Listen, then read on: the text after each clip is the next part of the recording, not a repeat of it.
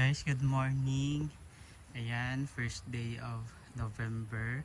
Tamang-tama dito na ang lakas ng ulan kagabi at ito bumaha kagabi.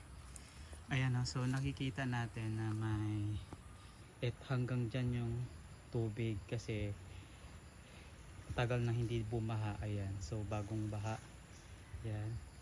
Ayan yung taas ng level ng tubig kagabi at saka luminis yung dito banda sa malapit sa ilog.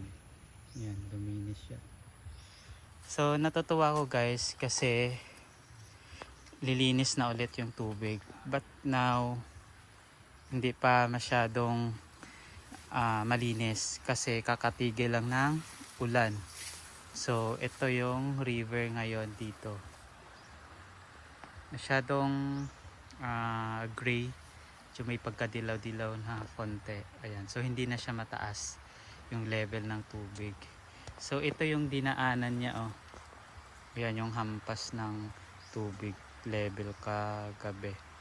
Ayan, so humupa na rin kasi good weather na ngayong November 1. So ginulat tayo kagabi, lakas ng ulan.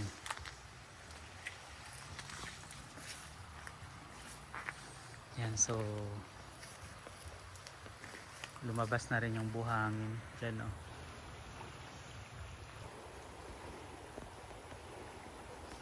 Dito sa amin guys, maraming biyaya tulad nito.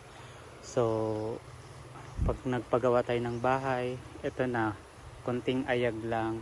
Kahit hindi na ayagin to, pinong pino na siya dito banda. Tapos doon naman banda may mga bato din na pagpipilian. So maraming pino sa bato doon na pagpipilian. Ayan guys, so malinis yung tubig nito mamayang hapon pa siguro pag wala ng ulan at pag ulan sa bundok. So mas maganda guys maligo, malamig.